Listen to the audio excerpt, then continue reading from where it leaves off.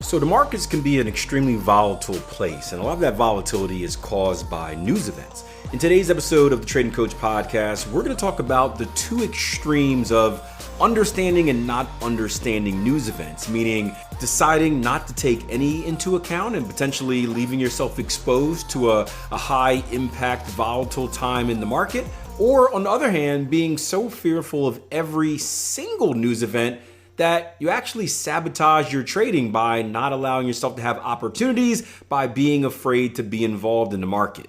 The answer is, of course, someplace in the middle, and hopefully this podcast allows you to determine which news events to consider and which news events to ignore. Check it out. Got a question. How do you know which news you'll take into consideration and which one you'll avoid? Well, a lot of it will depend on the time frame that you're trading. So if you are a higher time frame trader, you're going to take a lot less news events into account versus a lower time frame trader, because obviously on a lower time frame, if you're trading like a 5 or a 15, the ATRs, the average true ranges, are so small that if a news event pops the market by 20 pips or something like that, that can actually have a pretty significant impact on your trading. However, 20 pips on a 4-hour daily chart is not really going to affect you at all. So those same small news events like unemployment claims, for example, are not going to make that much of a difference. In general, I would say avoid the major news events. And you can classify major news events one of two ways, right? One, you can just look at whatever economic calendar you go to. I switch between Forex Factory and Daily FX, but whatever one you go to, and they will define a news event by color coding it, or some of it, I forgot the site, some of it gives it like 3 bullheads or 2 bullheads or something like that. So a news event highlighted in red will be quote unquote major. A news event highlighted in orange, that one has an orange folder, will be medium, like. One that is in yellow is light. So you can say that, if you want to be kind of, black or white with it, every red news event is a major news event. Now, the thing is, every red news event isn't necessarily going to move the markets. The next level is understanding what the overall market conditions are, because there are going to be conditions where things that were historically important aren't too important. So I'll give you an example. When I first started trading, we were heading out of a recession. So the non-farm payroll, the Friday, this is like the non-farms is like your probably most historic, like, like impact news event. It's the one that the market gets all riled up about because it's every first Friday and it's just like an exciting event, right? So the non-farm was super important because we were having problems with jobs. And so every Friday, this news event would come out and it'd be like 100 pip moves and the markets would go crazy. Same thing with like unemployment, because unemployment was related to non-farms. And then there came a time years later where we were in a better situation economically. Our job situation was fine. And there was a transition of other things that mattered in between there. But the non-farms came out and the market didn't really care about it because the number was steady. So in that situation, you still had a news event that was highlighted in red because historically it was very important, but it didn't have that same impact on the market. So my opinion is this, and it adds extra work. So, and this will be part of the decision on if you want to take this route of picking and choosing or just doing everything that's red. Use your skill and your knowledge to identify the news events that should have an impact on the market. So right now we know, and I guess always, interest rates are the biggest thing. Right now, for example, in the US, inflation is the biggest headliner, right? Interest rates are the big headliner, but the interest rate decisions are being based off our inflation, right? So any type of news event, like we saw last week, the core CPI and the PPI on Friday, any type of, and I believe those were both highlighted red, but any type of news release that's related to inflation, we can expect the market to have a big move.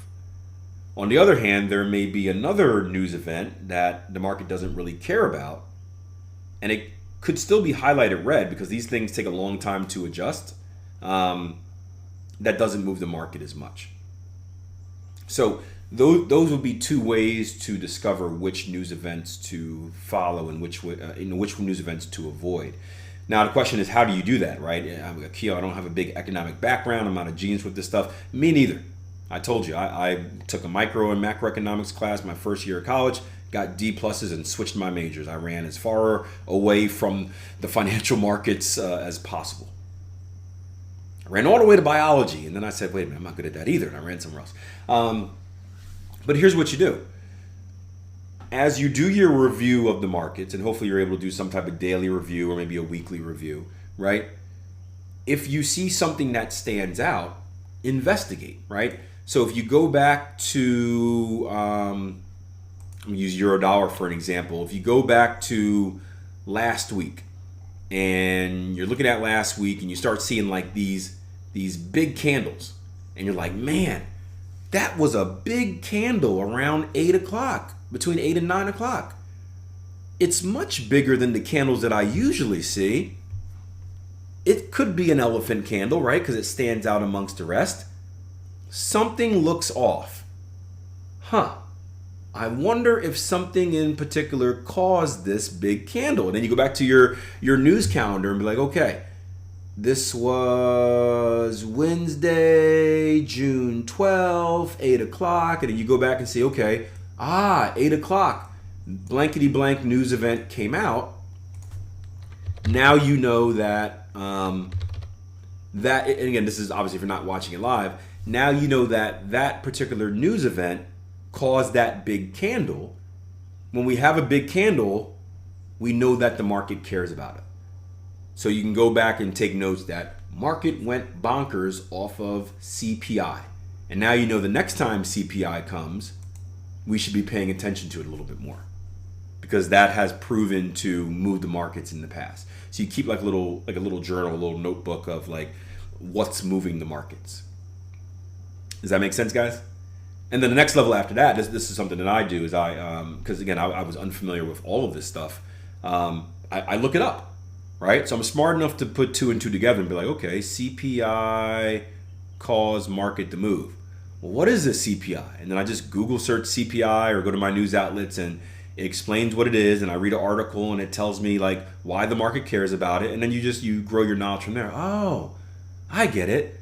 This is important because this means that. And then you make the connections, and hopefully you're smart enough to make the connections.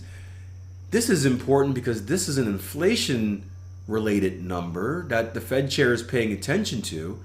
Inflation is important because that's why we're doing the puppet game with all these interest rates.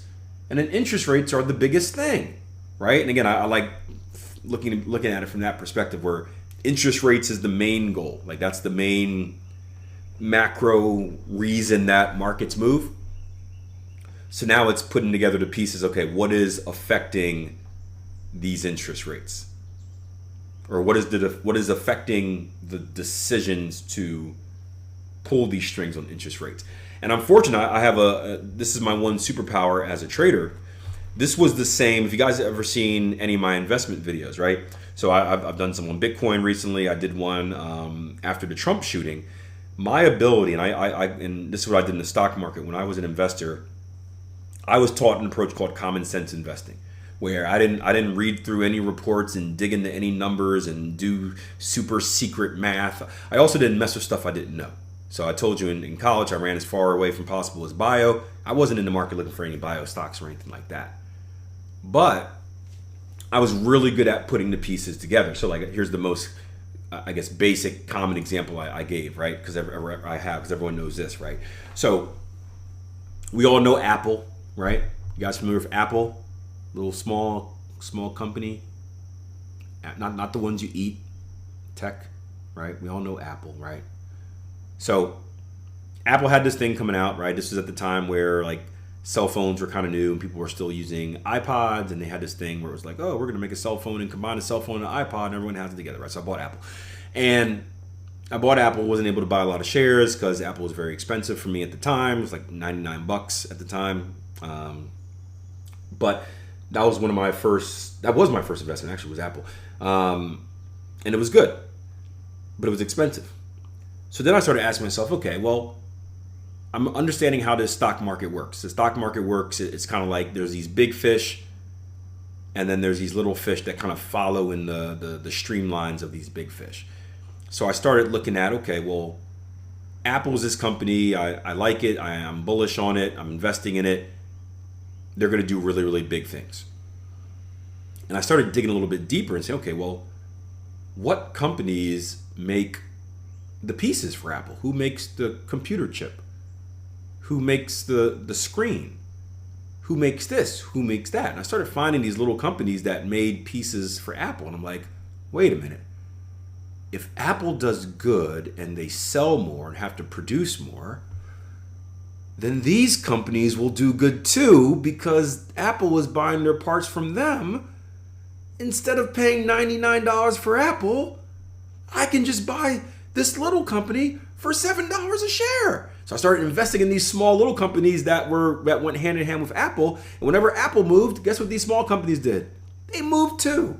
So kind of that common sense of just not overthinking it, not any type of genius narrative, just putting two and two together like that and kind of solving the puzzle, right? Again, you see a little orange section on the side of one puzzle piece, and you see another puzzle piece, and it's got a matching orange section. You're like, I bet that goes into there, and you put it, it fits, right? And then it all comes together. So that's a good way to do news. And the cool thing is that it could be a little bit overwhelming at first, but as you consistently do it and you build that knowledge bank, it gets easier and easier. It gets easier and easier. And then understand that you never know what's not going to affect the market until it doesn't affect the market. So you don't know, you could have CPI as a red flag on your things to avoid list, and maybe it's a red flag for a full year, and then at some point the market's not going to care about it anymore. And you're going to be all scared and avoiding it and hiding under your desk, and it's going to come out and the market's not going to move. You're like,